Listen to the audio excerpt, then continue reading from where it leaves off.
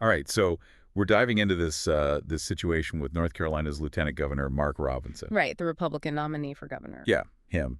And he's known for, let's just say, speaking his mind. To put it mildly. Exactly. Yeah. But this feels different.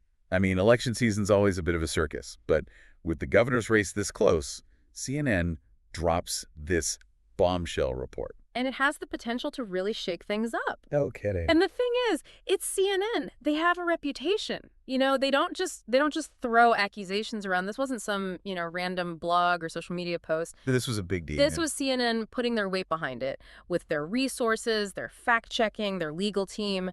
That makes Robinson's denials a harder sell. A much harder sell. And what they're alleging is, well, it's pretty shocking stuff. It's really something. Racist comments, lewd comments, the kind of stuff that would make even the most, I don't know, seasoned politician blush. Yeah, it's not a good look. But it gets worse. Oh, there's more. Oh, yeah. CNN claims these comments, these awful comments, were posted under a username linked directly to Robinson. And they've got the receipts, timestamps, screenshots, the whole 9 yards. Wow. So not only is the content of the comments themselves incredibly damaging, but if they can prove it was him? It's game over. Potentially, yeah. Although here's where it gets really interesting. Robinson released that preemptive denial video. You're kidding. Before the CNN report even came out? Before, Yeah. He knew what was coming. Wow. That's bold. It certainly is. It makes you wonder, what did he know and when did he know it? Was this a planned strategy to try and get ahead of the story, to control the narrative? I mean, we've seen that backfire before. Oh, absolutely. And the thing is, if he'd just come out and said, look, I was a different person back then, I've grown, I regret those words, people can forgive past mistakes. Especially if you're sincere about it. Right. But that's not what happened. Instead, it's like deny, deny, deny, and threaten to sue everybody. Yeah, not exactly the best look. And while he's busy doing that, everyone around him is like, see ya. It's been a mass exodus from his campaign. And we're not talking about, a few volunteers. This is his campaign manager, Gone. his finance director, senior advisor, poof, vanished. And these are people who know campaigns. They know how to handle a crisis. They've seen it all. Right. But they jumped ship. That tells you something. It's screaming, actually. Yeah. And then you've got the Republican Governors Association. They pull their ad spending in North Carolina. Yeah, when your own party starts backing away, you know it's bad. It's like they're trying to quietly distance themselves before the whole thing explodes. It's not a good sign. And I think it's important to remember the bigger picture here. We're not just talking about one governor's race. North Carolina, it's a swing state. A big one. Huge. What happens here in November, it could have a ripple effect on the entire country. The Senate, the presidency, everything. Exactly. So the stakes are incredibly high. And Robinson's response so far, well, it's not exactly reassuring anyone. Remember that whole thing with WRL about him refusing tech help? Oh, yeah, that was strange. I mean, you've got these cybersecurity experts coming forward, offering to help improve these comments weren't his, to dig into the digital evidence, To clear his name, basically. Exactly. Yeah. And he basically says, no thanks. Yeah, that's not a good look. Even if you have absolutely nothing to hide, refusing help like that just makes it look like you do.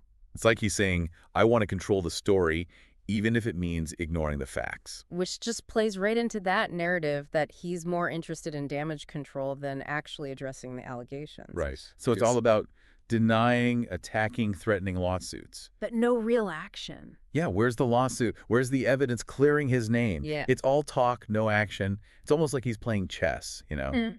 But instead of sacrificing pawns, he's sacrificing his own staff Mm-hmm. and his reputation. And potentially his political future. For sure. And this whole thing about him fighting false lies, I mean, isn't that, redundant? A bit, yeah. A lie is a lie. Exactly. It sounds weird, like he's trying so hard to deny everything, but then he throws in that what possibly happened line. Like he's leaving himself an out. Right. It's like he wants to have it both ways. He's being smeared, but also maybe something did happen. It raises more questions than answers. So many questions. And speaking of, where's, The big guy. Exactly. Yeah. Trump. This is a guy who called Robinson, what was it, Martin Luther King on steroids. Yeah, he actually said that. And yet crickets, nothing. He didn't even mention Robinson at that rally in North Carolina. And Robinson wasn't there either. It's deafening, that silence. You'd think this would be like a rallying cry in an election year. Right. Fire up the base. But this silence, it feels calculated. It could be. I mean, this isn't just about Robinson anymore, is it? This is about the entire Republican Party. And they've got a tough decision to make. Do they stand by their guy, or do they cut him loose? And how will that affect their base, especially with the election just weeks away? Yikes.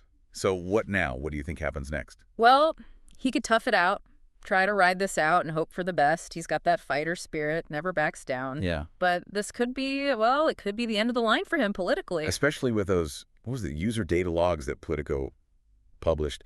They're claiming his account was used to access that website from, like, his house. Yeah, that's not a good look. So he could try to stick it out, or the pressure could get to be too much. More stuff comes out. He loses even more support. Maybe he drops out.